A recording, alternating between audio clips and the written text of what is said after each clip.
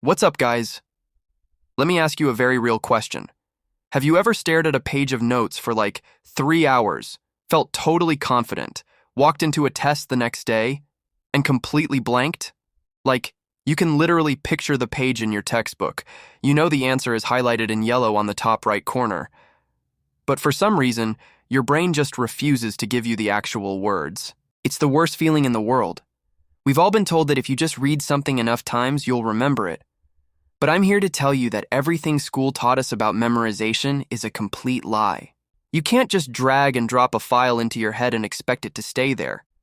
But what if I told you there is a cheat code?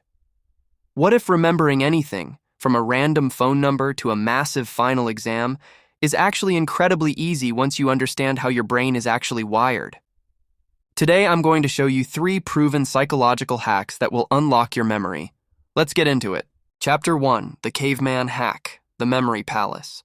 Okay, so to understand how to remember things, we have to look at how our brains evolved. Thousands of years ago, cavemen didn't need to memorize historical dates or math formulas.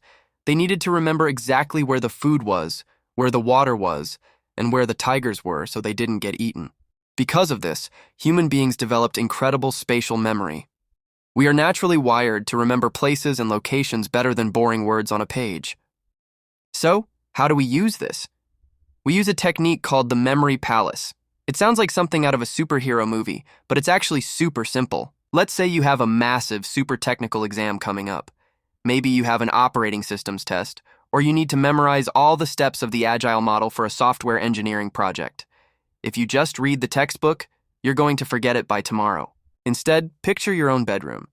Link every step of that software model to an object in your room. The planning phase? Imagine a giant glowing calendar sitting right on your pillow. The design phase? Picture a crazy blueprint taped across your computer monitor. The coding phase? Imagine your closet door is covered in glowing green computer code. When you sit down for the test, you don't try to remember the textbook. You just close your eyes and take a mental walk around your bedroom. You'll look at your pillow, see the calendar, and instantly remember planning. You trick your brain into thinking the information is a physical object. It works every single time. Chapter 2, The Forgetting Curve. Alright, so now you can memorize a list, but how do you keep it in your head for months instead of just days? Back in the 1880s, a scientist named Hermann Ebbinghaus discovered something called the forgetting curve. He found out that if you learn something new today, you will naturally forget about 70% of it by tomorrow. That is just how the human brain works. It deletes information that it thinks you don't need to save space. This is why cramming the night before a test is the absolute worst thing you can do. You might pass the test, but 2 days later, all that knowledge is gone. To fix this, you have to use a hack called spaced repetition. Basically, you have to interrupt your brain right as it's about to forget the information. Here is the simple formula.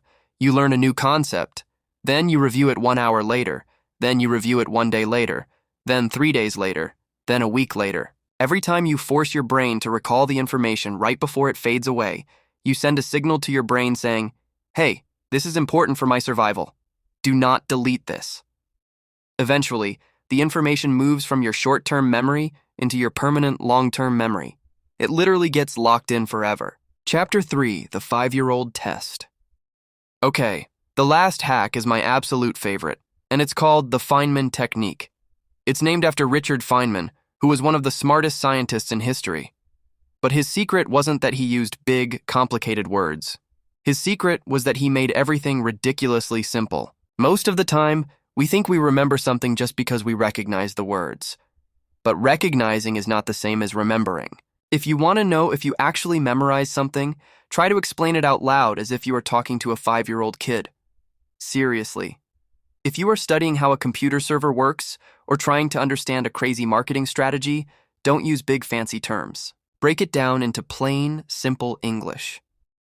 If you start stuttering, or if you have to look at your notes because you can't explain it simply, that means you don't actually know it yet. You found the hole in your memory. When you force yourself to teach a concept, your brain organizes the information perfectly. Teaching is the highest form of learning. Once you can explain a complex topic to a 5-year-old, your brain will never let you forget it. So there you have it. The secret to a perfect memory isn't having a bigger brain. It's just using the brain you already have the right way. Turn boring facts into crazy visual stories in your room. Space out your reviews so your brain doesn't delete the files. And finally, teach it like you're talking to a toddler. If you start using these 3 steps, I promise you, remembering anything will become ridiculously easy. You'll spend way less time studying and way more time actually crushing it. If this video helped you out, hit that like button and subscribe to Hoodie actually. I'm dropping new videos every week to help you unlock the cheat codes they don't teach you in school. See you in the next one. Peace.